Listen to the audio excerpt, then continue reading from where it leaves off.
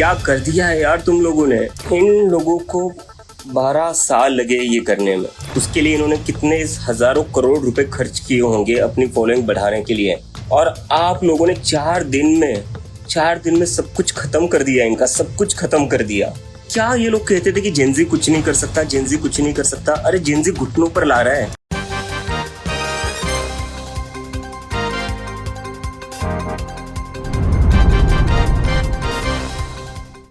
નમસ્કાર, આપ જોઈ રહ્યા છો ન્યૂઝ ગુજરાત અને હું છું આપનો નુપુર। એ 15 મે 2026ની તારીખ હતી જ્યારે CJI સૂર્યકાંત દ્વારા કેટલાક શબ્દો કહેવામાં આવ્યા। એ શબ્દો આ દેશના કેટલાક યુવાનોને ખૂંચી ગયા અને એમાંથી કંઈક એવું જન્મ્યું કે આખા દેશમાં હાહાકાર મચી ગયો, ચર્ચાઓ શરૂ થઈ ગઈ અને એક વંટોળ ઊભો થયો અને એ વંટોળમાંથી એક પાર્ટીનું નામ આવ્યું કોકરોચ જનતા પાર્ટી। દરેકને નવાઈ લાગી કે કોકરોચ જનતા પાર્ટી આ શું હોય, પણ એ શબ્દો જ્યારે CJI સૂર્યકાંતના સાંભળવામાં આવ્યા ત્યારે ખબર પડી કે અચ્છા, જે યુવાનો હતા, જે બેરોજગાર હતા, અથવા તો જેમની પાસે કંઈ જ નહોતું, અથવા તો જેમના માટે ઘણું બધું બીજું પણ કહેવાતું હતું, એ યુવાનોને કોકરોચ કહેવામાં આવ્યા એવી વાત એક સામે આવી। અને એમાંથી એક યુવાન અભિજીત દીપકે કે જેમણે આ મોકો ઝડપ્યો, અથવા તો જેમના મનમાંથી ટીસ નીકળી કે પછી ખબર નહીં શું થયું કે એમણે કોકરોચ જનતા પાર્ટી કે અમે બધા જ કોકરોચ છીએ, કંઈ વાંધો નહીં, અમે બધા કોકરોચ ભેગા થાય તો શું થાય, લોકોને પૂછ્યું, જનતાને પૂછ્યું, જેનઝીને પૂછ્યું, અને જેનઝીએ કહ્યું કે બધા જ જો ભેગા થાય ને તો ઘણું બધું કરી શકે છે। શું થઈ શકે? આખરે આ કોકરોચ જનતા પાર્ટી પાછળનું કારણ શું છે અને અભિજીત દીપકે છે કોણ? શું એ કોઈ રાજકીય પક્ષ સાથે જોડાયેલા છે? એવી વાત પણ મળી છે કે એ તો ભારતમાં છે જ નહીં, એ તો ક્યાંક અમેરિકામાં છે। તો પછી આટલું મોટું અભિયાન અને ભારતીય જનતા પાર્ટીના ફોલોઅર્સને પણ પાછળ છોડી દે એટલો જબરજસ્ત જુવાળ સોશિયલ મીડિયા પર આ 4 દિવસની અંદર ઊભો થઈ ગયો, આખરે કેવી રીતે? બસ આ જ વાત આજે કરવી છે ને આ જ ચર્ચા કરવી છે। અને આ ચર્ચા કરવા માટે મારી સાથે જોડાયા છે રાજકીય વિશ્લેષક જગદીશભાઈ મહેતા। જગદીશભાઈ, સવાલ સ્વાભાવિક રીતે એ થાય કે અભિજીત દીપકે જેની આપણે વાત કરી રહ્યા છીએ, અને એ અભિજીત દીપકે એવું કહી રહ્યા છે કે આવી રીતે કોકરોચ જનતા પાર્ટી, જેનઝીના મંતવ્યો, આ પૂર્વ ભૂમિકામાં આપણે પછી જઈએ, પણ જેનઝી ઉપર મારે ખાસ ફોકસ કરવું છે, કારણ કે નેપાળ અને શ્રીલંકામાં જેનઝીએ શું કર્યું એ આપણે જોયું છે। જો જેનઝીનો જુવાળ ઊભો થાય છે તો શું થઈ શકે? સૌથી પહેલા તો તમને અભિનંદન, કારણ કે મેં તમને સંદેશ ન્યૂઝ ચેનલમાં જોયેલા, અત્યારે હું આ ગુજરાત ન્યૂઝ કે ન્યૂઝ ગુજરાતમાં જોઈ રહ્યો છું। હવે હું આપને માંડીને વાત કરું। સૌથી પહેલી વાત તો ઈ કે આ અત્યારના સમયમાં બોલે એના બોર વેચાય ઈ સોશિયલ મીડિયા થ્રુ સાબિત થઈ ગયું। ફરી પાછું શું સાબિત થયું ઈ કહું। વાત શું હતી અને ક્યાં લઈ જવામાં આવી। સુપ્રીમ કોર્ટના ચીફ જસ્ટિસ સૂર્યકાંતે જે વાત કરી, કોકરોચ શબ્દનો ઉપયોગ કર્યો, એ બેરોજગારો માટે ન હોતો, એ તો સંજય દુબે નામના એક વ્યક્તિએ વકીલો માટે અરજી કરેલી કે તમે વકીલોને અપગ્રેડ કરો, ઊંચો હોદ્દો આપો। જસ્ટિસ સૂર્યકાંતે કીધું કે તમે ભાઈ બોગસ ડિગ્રી ધારી ઘણા લોકો અહીંયા આવી ગયા છે, એટલે તમે ડિમાન્ડ કરો એવી રીતે અમે એને ઊંચો હોદ્દો આપી શકીએ નહીં, એ તપાસનો વિષય છે। એની ચર્ચામાં જસ્ટિસ સૂર્યકાંતે એમ કીધું કે કેટલાય બોગસ ડિગ્રી ધારી, કેટલાક, બધાય નહીં, કેટલાક બોગસ ડિગ્રીધારી લોકો શું કરે છે તો યા તો ઈ મીડિયામાં આવી જાય છે, યા તો પછી સોશિયલ મીડિયામાં હોયા જાય છે, યા તો પછી RTI એક્ટિવિસ્ટ બની જાય છે, અને આ બધાય પ્રકારમાં જઈ અને કોકરોચની જેમ તંત્ર ઉપર હુમલા કરે। મૂળ વાત આ હતી। કોકરોચ એટલા માટે આપણે સાપ અથવા બીચ્છું એટલે વીછી, એને જોઈએ તો સ્વાભાવિક જ આપણે એને મારી નાખીએ, એમ કે ભાઈ ડરના માર્યા કે ભાઈ અમને કરડી જાય એના કરતા આપણે મારી નાખો. પણ ક્યારેય એવું ન બને મોટા ભાગના કિસ્સાઓમાં કે તમે ને હું સાપ કે જે બીછું હોય એને કોઈ સારા વાસણમાં કે સારા થેલામાં કે એમાં ભરીને આરામથી જંગલમાં છોડી આવીએ. બધા માટે આ બંનેની સર્પના નિષ્ણાંતો હોય એ જુદી વાત છે, પણ મોટા ભાગે સાપ ને બીછું મળે માણસો મારી જ નાખે. ભાઈ આપણે બચી જાવ, જાન બચી તો લાખો પાયા. પણ કોકરોચના કેસમાં જુદી ઘટના છે. વંદા એ ક્યાં રે? એ તમારે આપણી ત્યાં સી વોચ જે ટૂંકમાં બાથરૂમ થી માંડીને રસોડામાં જે પાણીનો દુર્વ્યય થતો હોય, વધારાનું પાણી ત્યાંથી નિકાલ થતો હોય, એવી જગ્યાએ ટાઢી જગ્યાએ અંધારામાં રહેતા હોય, અને પછી જ્યારે એને અવસર મળે કોકરોચને ત્યારે એ આપણા ખાદ્ય પદાર્થો ઉપર તૂટી પડે. એટલે સીજીઆઈ સૂર્યકાંતે જે કેટલાક આવા લોકો જે બોગસ ડિગ્રીધારી લોકો છે એના માટે કીધેલું કે આ લોકોની પાસે કોઈ પ્રકારનું કામ નથી, એટલે એ લોકો કોકરોચની જેમ હુમલા કરે છે. આ વાતની પહેલા ક્લેરિફિકેશન કરી દઉં. અચ્છા, હવે જગદીશભાઈ વાત એ છે કે જો આ રીતની વાત સીજીઆઈ કહી, એમના પછી આ જે ખૂબ એમનું નિવેદન વાયરલ થયું એ પછી પોતે પણ આવ્યા અને એમણે પણ આ સ્પષ્ટીકરણ કર્યું, આ જસ્ટિફિકેશન એમણે આપ્યું હતું કે આ જ વાત મેં કહી હતી, મારો કોઈ યુવાનોને કોઈ એવી ખરાબ શબ્દો કહેવાનો કે મારો કોઈ ઈરાદો નહોતો. પણ અભિજીત દીપકે જેમણે આ વાત પકડી લીધી, જેમણે આખી વાતને કદાચ ખોટી રીતે અથવા તો બીજા સેન્સની અંદર પ્રેઝન્ટ કરી અને પછી યુવાનોને ભેગા કર્યા, જેનઝીને ભેગા કર્યા. આજે ભારતીય જનતા પાર્ટી કરતા વધારે ફોલોઅર્સ એમના થઈ ગયાનો દાવો અભિજીત દીપકે ખુદ આજે એક વિડીયો આવ્યો છે એમનો, એ કરી રહ્યા છે. 5 દિવસની અંદર એમણે આ કરી બતાવ્યું છે. તો ક્યાંક આમાં કોઈ રાજકીય મહેચ્છા કે કંઈ હોઈ તો શકે, કારણ કે અભિજીત દીપકે વિશે જો આપણે થોડુંક એનાલિસિસ કરીએ તો જાણવા મળે છે કે એમનું બેકગ્રાઉન્ડ આમ આદમી પાર્ટીનું છે. નુપુરજી એ જ વાત છે. મેં સૌથી પહેલા તમને કીધું ને કે સોશિયલ મીડિયા અત્યારે છે ને બોલે એના બોર વેચાય, એ શબ્દ સમજીને પ્રયોજ્યો હતો કે અભિજીત દીપકે એ વ્યક્તિ અત્યારે અમેરિકાના બોસ્ટનમાં પબ્લિક રિલેશન એટલે PR એમાં માસ્ટર ઓફ સાયન્સની ડિગ્રી હમણાં જેણે મેળવી છે પબ્લિક રિલેશનમાં, અને ભૂતકાળમાં એ આમ આદમી પાર્ટીના સોશિયલ મીડિયા સેલના એક સક્રિય સદસ્ય રહી ચૂક્યા છે. એટલે સોશિયલ મીડિયાનો કેમ સદુપયોગ કે અતિ ઉપયોગ કરવો એમાં અભિજીત દીપકે PhD છે એમ કહો તો ચાલે.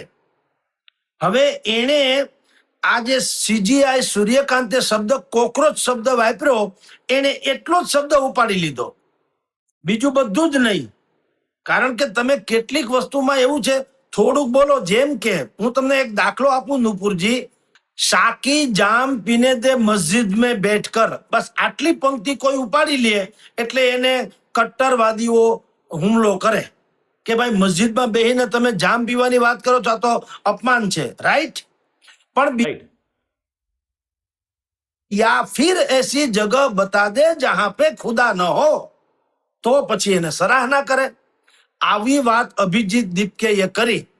કોકરોચ શબ્દ એને બેરોજગારો માટે વાપરો નહોતો, એને બોગસ ડિગ્રીધારી વકીલો માટે વાપરો હતો કે તમે તંત્ર ઉપર માછલા ધુવો છો, જેમ કોકરોચ અંધારામાં રહી અને માછલા ધુવે અથવા તો આપણી ઉપર હુમલો કરે એમ તમે હુમલો કરો છો. એ સારી વાત નથી.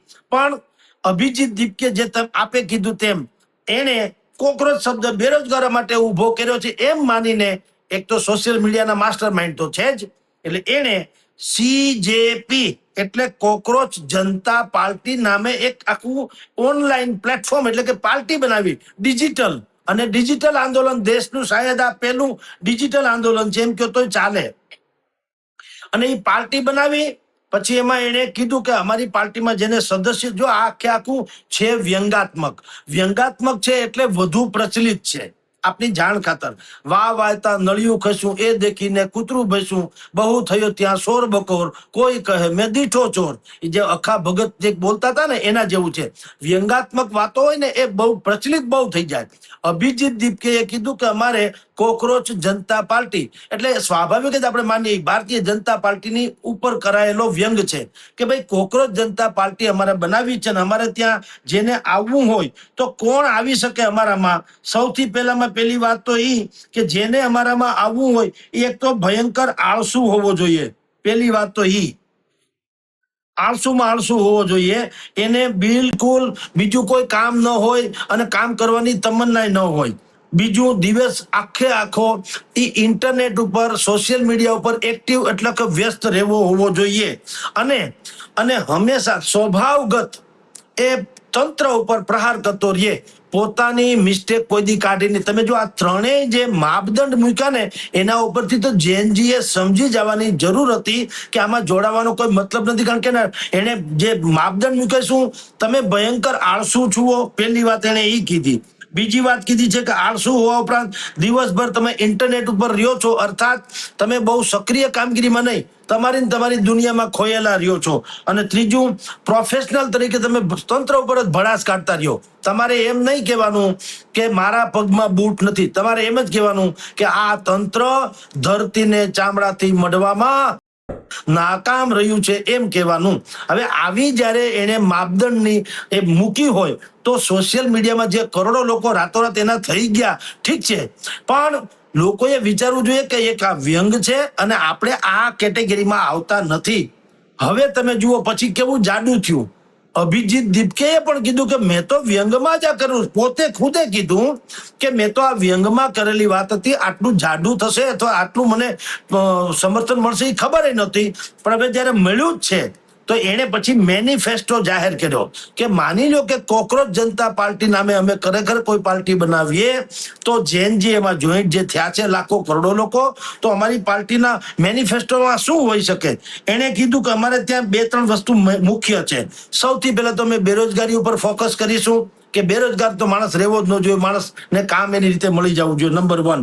નંબર 2, સરકારી અને સ્પર્ધાત્મક એ જે પરીક્ષાઓ હોય છે એમાં કોઈ પણ પ્રકારની ધાંધલી એટલે ગોટાળા થવા ન જોઈએ, જેમ હમણાં નીટનું પેપર લીક થયું એના જેવી વાત છે. ત્રીજું, એને કીધું મીડિયા ઉપર કંટ્રોલ. જો આ પણ બહુ એવો સેન્સિટિવ મુદ્દો છે જે યુવાનોને આકર્ષે. એનો કહેવાનો આશય એમ છે કે મોટા ભાગનું મેઇન સ્ટ્રીમ મીડિયા અત્યારે ગોદી મીડિયામાં પ્રવર્તિત થઈ ગયું છે, એક જ પક્ષની વાહવાહી કરે છે. તો આવા જે મીડિયા હોય એની ઉપર નિયંત્રણ, કારણ કે લોકો મીડિયાને તટસ્થ માને છે. હમણાં નોઈડામાં એક મીડિયા ગ્રુપની ઓફિસીસ ઉપર હુમલો થયેલો, એ તમારી જાણ ખાતર નુપુરભાઈ, એ પણ આનો જ એક ભાગ હતો. અને ચોથું એને કીધું કે ચૂંટણી લક્ષી, એટલે કે જે અધિકૃત રીતે ભારતીય છે, મતદાતા છે, નાગરિક છે, કરવેરા ભરે છે, એવા લોકોનું વોટર લિસ્ટમાંથી નામ નીકળી જાય તો એની ભયંકર સજા ચૂંટણી કમિશનના જે તે જવાબદાર અધિકારીને થવી જોઈએ. હવે આ 4-5 મુદ્દાથી ઓબ્વિયસલી એક તો મોદી વિરોધીને ગમે, નંબર 1. નંબર 2, જે યુવાન છે એને ગમે, એટલે એને મીંડા લાઇક મળવા, બ્લુ ટીક, લાઇટ ફોલોઅર્સ, આમ તેમ. પણ હવે આ નુપુરજી આમાં બહુ સમજવા જેવી વાત છે. સોશિયલ મીડિયામાં બ્લુ ટીક કરીને ફોલોઅર્સ થનારા જે છે ને એ બધાય આપણા નથી હોતા. તમારી જાણ ખાતર એ બધાને તમે ને હું ફોલોઅર્સ માની બેસીએ છીએ એટલે કઈ એવું નથી હોતું કે બોલે સોનિયા સત શ્રી અકાલ. દરેક દૂધ જે સફેદ હોય એ બધું દૂધ નથી હોતું, પીળું હોય એ બધું સોનું નથી હોતું. એમ તથાકથિત જે આપણે બ્લુ ટીક કરનારા છે એ આજીવન તમારા ફોલોઅર્સ નથી હતા. એને આ મુદ્દો ગમ્યો એટલે એને ખરી ટીક કરી દીધી, જોઈ લીધું. હવે તમે જેની ચર્ચા કરો છો કે ધારો કે આવું થાય અને જેનજી કરોડોની સંખ્યામાં જોઈન્ટ થઈ જાય તો શાસક પક્ષને કે ભારતીય રાજનીતિમાં ઉથલ પાથલ મચાવી દે? નહીં. કઈ રીતે નહીં ઈ કહો. સોશિયલ મીડિયામાં જે મોટા ભાગના એક્ટિવ લોકોની જે ઉંમર છે એમાં 14 થી 17 વર્ષની મેક્સિમમ લોકો છે. 140 કરોડમાંથી 70 કરોડ લોકો, 70% લોકો એવા છે જેની ઉંમર તમને કહું 14 થી 17, જે સૌથી ઇન્ટરનેટ ઉપર એક્ટિવ રહે છે. હવે આવું થવા પાછળ શું થાય? હવે ઈ ધારો કે આ કોકરોચ જનતા પાર્ટીના ફોલોઅર થઈ પણ ગયા, પણ એની ઉંમર છે 14 થી 17, એટલે મત આપી શકતા નથી, નંબર 1. નંબર 2, આ સોશિયલ મીડિયા છે, ઓનલાઈન ડિજિટલ છે, એટલે વર્લ્ડ વાઇડ છે. એટલે જે કેટલાક બ્લુ ટીક કરી છે બધા ભારતીય છે, માની લેવાને કોઈ કારણ નથી. કેનેડામાં બેઠેલો, અમેરિકામાં બેઠેલો, ન્યૂ જર્સીમાં બેઠેલો, ઓસ્ટ્રેલિયામાં બેઠેલો, સિંગાપોરમાં બેઠેલો, એને એમ લાગે કે આની વાત સારી છે અથવા તો એને ગમી તો એ બ્લુ ટીક કરે, સાંભળે, વાંચે, જુએ બધું. પણ એનું તમારી ને મારી રાજનીતિમાં, દેશની રાજનીતિમાં કોઈ ફેર પડે નહીં. અને જો એવું જ હોત કે જેના ફોલોઅર્સ વધુ એ ધારે એ કરી શકે. તો નુપુરજી, હું આપને કહું, નાઇજીરિયાના રાષ્ટ્રપતિની ચૂંટણીમાં એક પીટર સોબી એ નામના એક વ્યક્તિ ઉભા હતા, જે યુટ્યુબર્સ હતા અને એટલા બધા પોપ્યુલર હતા, કરોડોની સંખ્યામાં એના ચાહકો હતા. પીટર સોબી નાઇજીરિયાની રાષ્ટ્રપતિની ચૂંટણીમાં ઉભા રહ્યા, તો ત્યાંના તમામ માધ્યમોએ ચૂંટણીમાં આ જ પીટર સોબી એ જ એમ કે લગભગ વિજેતા થશે, કારણ કે એ જેન જી ઉપર બહુ પ્રભાવ ધરાવે છે. આવું બધું કહીને એટલો બધો પ્રચાર થયેલો કે એણે ખુદે એની ચૂંટણીનો પ્રચાર કરવાની જરૂર નથી પડી. પરંતુ રિઝલ્ટ શું આવ્યું? તેઓ શ્રી ભૂંડે હાલ હારી ગયા. ઈ મેં તમને જે કીધું ને, જે બ્લુ ટીક ના આધારે તમે ફોલોઅર્સ માની લ્યો છો, ઈ વાંક ને ઈ ભૂલ છે કે બ્લુ ટીક કરનારા 14 થી 17 વર્ષના પણ હોય, પછી અમુક લોકો મત ન આપતા હોય એ પણ હોય, અમુક જે તે પક્ષના અસંતુષ્ટો પણ હોય અને વિદેશના પણ હોય. તો તમે એને કેલ્ક્યુલેટેડ કરીને ચૂંટણીના સંદર્ભમાં જોતા હો તો એ સાચું ઠરે નહીં. હવે એક્ઝામ્પલ નંબર 2, એટલે કે દ્રષ્ટાંત બીજું, 2020ની સાલમાં ડોનાલ્ડ ટ્રમ્પ પોતે એના પોતાના ફોલોઅર્સ હતા 8 કરોડ ને 80 લાખ. 8 કરોડ ને 80 લાખ, બોલો. અને જો બાઇડન સામે ચૂંટણીમાં ઉભા રહ્યા 2020માં, તેઓ શ્રી પણ હારી ગયા હતા. એટલે આપની જાણ કરતા નુપુરજી, જે આપણે માની બેસીએ છીએ ઘણી વખત કે આને જેનજીને બહુ સપોર્ટ મળ્યો છે એટલે આ કંઈક ઉથલ પાથલ મચાવી દે છે, તો એવું બનતું નથી હોતું. મૂળ સત્વ હોવું જોઈએ. યસ, એટલે જગદીશભાઈ, સવાલ અહીંયા એ થાય કે અભિજીત દીપકે એવો પણ દાવો કરે છે કે કેટલાક મોટા નેતાઓ પણ અમારી સાથે જોડાવા માંગે છે, જોડાઈ રહ્યા છે, અથવા તો ભવિષ્યમાં જોડાશે. કીર્તિ આઝાદનું નામ આપે છે, મહુવા મોઇત્રાનું નામ આપે છે, અને બીજા ઘણા બધા નામ ચર્ચામાં છે. પરચામાં છે કે નહીં એ ખબર નથી, પણ આ આંદોલન, અને એવું કહી પણ રહ્યા છે કે બહુ જલ્દી એ અમેરિકાથી ભારત પણ આવી રહ્યા છે. આ આંદોલન સોશિયલ મીડિયા પર છે. તમે કહ્યું એમ બ્લુ ટિકથી કંઈ એવું થતું નથી, પણ જો આ આંદોલનને જમીન ઉપર દીપકે લાવવા માટે જો સફળ થાય છે અથવા તો લાવી શકે છે, ઇન્ડિયા અગેન્સ્ટ કરપ્શને શું કર્યું, કેવી રીતે સત્તા પલટાવી, ઘણા બધા પરિબળોમાંથી એક પરિબળ એ પણ રહ્યું, આપણે જોયું છે. જો આ આંદોલનને જમીન ઉપર લાવી શકે છે તો શું થઈ શકે, અને જમીન ઉપર લાવવા માટે એમને કરવું શું પડશે? જુઓ, એવું છે નુપુરજી, આપે જે નામ કીધું કીર્તિ આઝાદ, અત્યારે તેઓ શ્રી નરેન્દ્ર મોદીના વિરોધી છે. બીજા એવા એક નામ છે તૃણમૂલ કોંગ્રેસની સાંસદ મહુવા મોઇત્રા, એ પણ આના વિરુદ્ધમાં છે. આપણા ફિલ્મ મેકર અને નરેન્દ્ર મોદીના કટ્ટર આલોચક એવા જે અનુરાગ કશ્યપ, એ પણ આની વિરુદ્ધમાં છે. દુનિયાની સૌથી પહેલી મફત ઇન્ટરનેટ જેને સર્વિસ આપી એવા હોટમેઇલના માલિક અને અમેરિકાના બિઝનેસમેન છે, ભારતીય બિઝનેસ સબીર ભાટિયા. આવા જે લોકો, કેટલાક એની માનસિકતા જ દક્ષિણપંથી નથી, એટલે કે હિન્દુ રાષ્ટ્ર, હિન્દુત્વ, ભારતીય સંસ્કૃતિ, એ બધાની સાથે એને કોઈ લેવા દેવા નથી. એક સેક્યુલરના નામે અને બિન સાંપ્રદાયિકતાના નામે એક પોતીકી વિચારધારા ધરાવનારા લોકો છે. એટલે મોટા ભાગના તમે જે કીધું વીવીઆઈપી, આવા લોકોના નામ એમાં આવ્યા છે કે જે લોકોમાં જોઈન્ટ થયા પણ છે, થવાની એને ઈચ્છા પણ વ્યક્ત કરી છે. પરંતુ હવે આપ કહો છો કે તો શું થઈ શકે? જો આ સોશિયલ મીડિયા ઉપર તમારા ફોલોઅર્સ વધવા તે અને જાતલ વાત કરવી તે જુદી છે. હમણાં વિશેષ કોઈ કાળ ભારતીય સમુદાયે જોયો નતો, જેમાં દર ત્રીજા ખોરડેથી નનામી નીકળી હતી, એમ તો ચાલે. હવે આપણે આપણા સ્વજન ગુમાવીએ એનાથી વિશેષ તો કોઈ દર્દ હોવું ન જોઈએ. અને તે પછીની પણ સ્થાનિક સ્વરાજ્યની ચૂંટણી આવી હતી, અને પછી અત્યારે ગુજરાત વિધાનસભાની ચૂંટણી આવી, ટ્રીમન્ડસ બહુમતીથી ભારતીય જનતા પાર્ટી જીતી ગઈ હતી. બોલો, હવે ક્યાં ગયા સોશિયલ મીડિયાના તથાકથિત ફોલોઅર્સથી માંડીને બધાય? હવે એનું એક વધુ ઉદાહરણ આપું. જુનાગઢ નગરપાલિકાની ચૂંટણીમાં સોશિયલ મીડિયાના જમાનાની, હમણાંની જ વાત કરું છું, 2 વર્ષ પહેલાની, સોશિયલ મીડિયામાં ધૂમ મચી હતી કે ભારતીય જનતા પાર્ટીના શાસકોએ જુનાગઢને ખાડા નગરીમાં પલટાવી દીધી છે. હવે આને કોઈ કાળે મત ના આપવો જોઈએ. અને સોસાયટીના દરવાજે બેનર લાગ્યા હતા કે હમે તુમસે કુછ ન ચાહીએ, હમે હમારે હાલ પે છોડ દો, અમારે તમારી કાંઈ જરૂર નથી. એટલે મોટા ભાગના સોશિયલ મીડિયાથી માંડીને મેઇનસ્ટ્રીમ સુધીમાં એવી વાતો આવવા માંડી હતી કે ભારતીય જનતા પાર્ટીના હવે તો 1001% વળતા પાણી છે. શું થયું?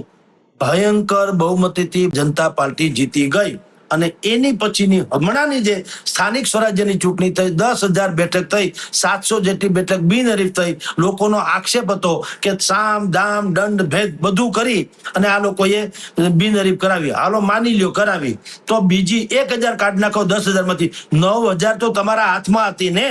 તો 9,000 માં કાં જીત્યા નહીં કોઈ પણ કોંગ્રેસ કે આમ આદમી પાર્ટી કે અપક્ષ? એમાં કેમ ભાજપ જીતી ગયું? એટલે હવે તમારા પ્રશ્નનો જવાબ આ છે કે સોશિયલ મીડિયા જે છે એ આખી ખ્વાબો કી દુનિયા હે, અને તમે ને હું જે ચર્ચા કરીએ છીએ એ ધરાતલ વાત છે, હકીકતની.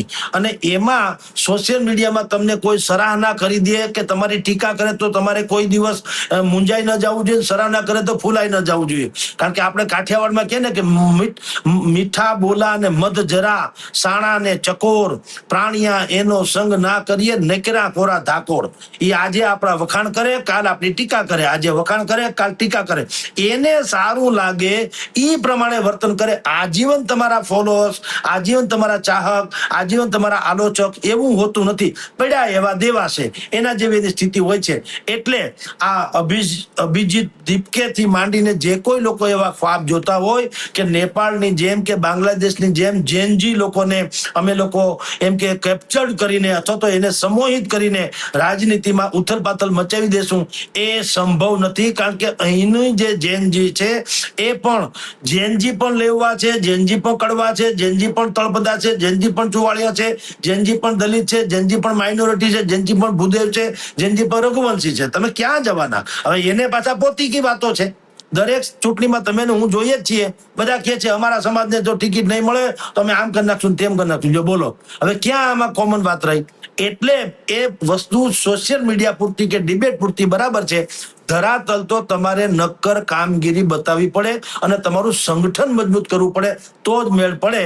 અન્યથા આ માત્ર ને માત્ર ઊભા રહીને શંખ ફૂંકશે અને બસ ગળું ફૂલાવીને પૂછશે, બાકી કાંઈ થવાનું આમાં હું જોતો નથી. જી બિલકુલ જગદીશભાઈ, આપ આ ચર્ચામાં અમારી સાથે જોડાયા અને જે ડીપલી એનાલિસિસ કરી અને તમે આખું ચિત્ર સ્પષ્ટ કર્યું કે શું છે ધરાતલ પર, શું છે ક્લાઉડમાં, શું છે એ બધી જ વાતો ક્લિયર થઈ.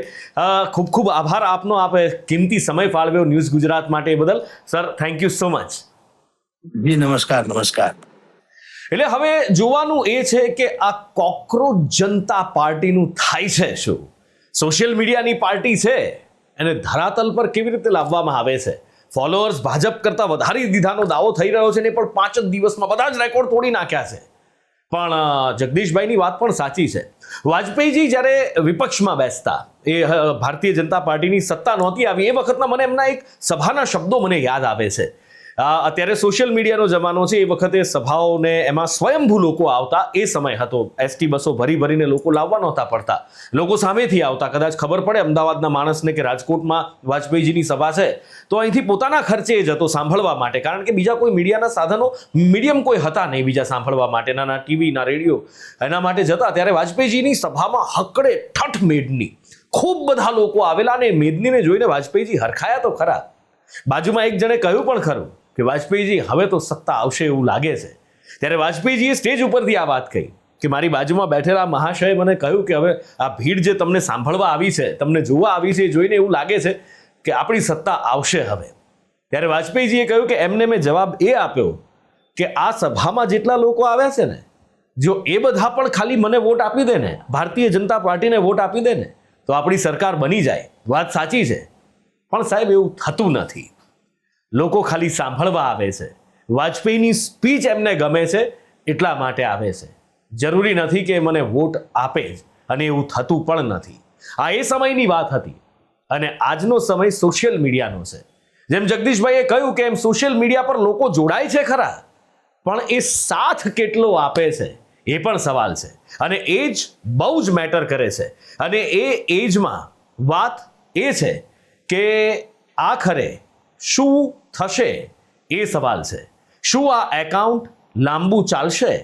શું આ 14 થી 17 વર્ષના જે વોટર્સ છે એ વોટર્સ સમજણા થશે, વોટ આપવાની ઉંમર થશે, ત્યાં સુધીમાં આ બધું યાદ રાખી શકશે? શું આ આંદોલન અભિજીત દીપકે જમીન પર ઉતારી શકશે? ઘણા બધા સવાલો છે. એમનું બેકગ્રાઉન્ડ આમ આદમી પાર્ટીનું છે, એટલે સવાલો એ પણ છે કે ક્યાંક આ આમ આદમી પાર્ટીએ જ પેટ ચોળીને ઊભું કરેલું શૂળ તો નથી ને? અને કદાચ આ શૂળ આવનારા સમયની અંદર એમને વધારે દુઃખ આપી જાય એવું તો ક્યાંક નહીં થાય. જોઈએ આવનારો સમય શું કહે છે, કારણ કે સમયથી મોટું તો કોઈ બળવાન નથી. અને સમય કોની પડખે રહે છે, સૌથી પહેલાં તો એ જોવાનું છે કે આ એકાઉન્ટ આગળ કેટલું ચાલે છે. આ કોકરોચ પાર્ટી જે છે એ સોશિયલ મીડિયા પર કેટલી ધૂમ મચાવી શકે છે, જમીન પર આવવાને તો હજી ઘણી વાર છે. નજર રહેશે આપણી, જોઈશું અને ખૂબ રસપ્રદ ચિત્ર જોવા મળશે. અત્યારે લઉં છું વિદાય. નમસ્કાર.